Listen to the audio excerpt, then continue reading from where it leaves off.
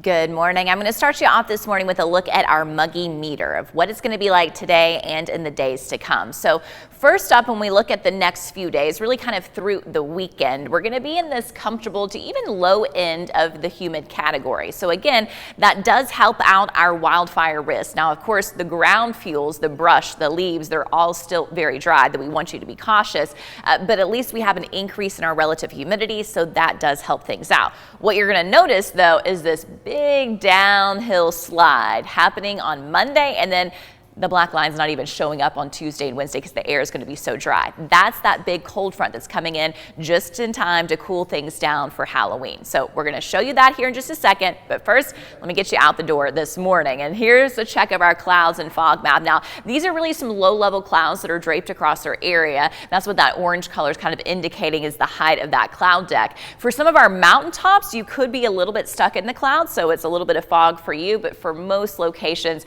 these are clouds that are going to be above your head, no problems with your visibility for your morning time commute.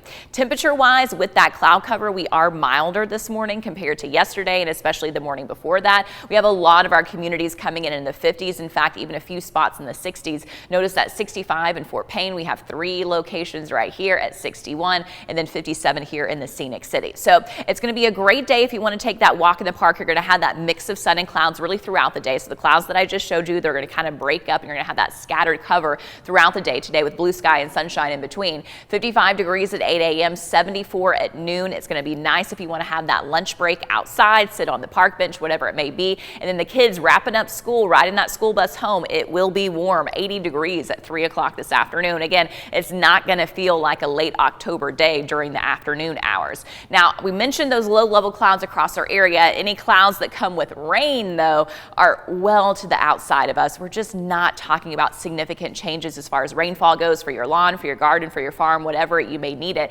You can see that rain with flash flooding streaking through Texas all the way up to the Great Lakes. We're just not going to get that for our local area. So as we run through futurecast for today, you have the mix of sun and clouds, that wind coming up from the south at about 10 miles per hour. You know, today and tomorrow I had that 10% on there this week. I went ahead and pulled those off. The chances are so slim. There's still this little green blip on there. Can't completely rule out a few raindrops here and there today or tomorrow, but really for the great majority of the area, you still just have nice days ahead. You get to enjoy being outside, whether it's fun or getting some work accomplished as well. Quiet conditions will prevail again for this evening time as we look ahead to tomorrow. Partly sunny, kind of the same setup with those high temperatures right around that 80-degree mark. On Saturday, frontal systems stay to the north of us. We're going to continue to be dominated by this high pressure to the south, which means, yep, another dry and warm day ahead. Sunday, more of the same. In fact, Sunday is going to be mostly sunny, really beautiful conditions. But notice by Sunday evening,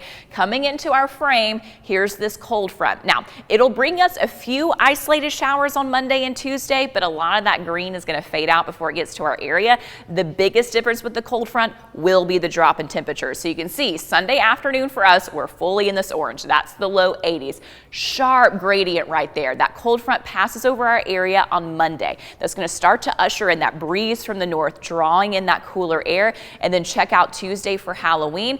We're mainly seeing just that green color across our area. That's kind of an indicator of highs from about 55 to the low 60s on Halloween. So next 4 days, very warm in the 80s. Monday and Tuesday, a couple of isolated showers here and there possible, but that cold front does look like it's going to pass on Monday. So by Tuesday, a high of 61. In the 50s if you're doing some early trick-or-treating. If you're doing late trick-or-treating, some of our communities might even be chilly in the 40s. And then by Wednesday morning, 35 for the low. Keep in mind, that's in the Scenic City, that's in Chattanooga, so we'll have some spots that are probably at or below freezing by then.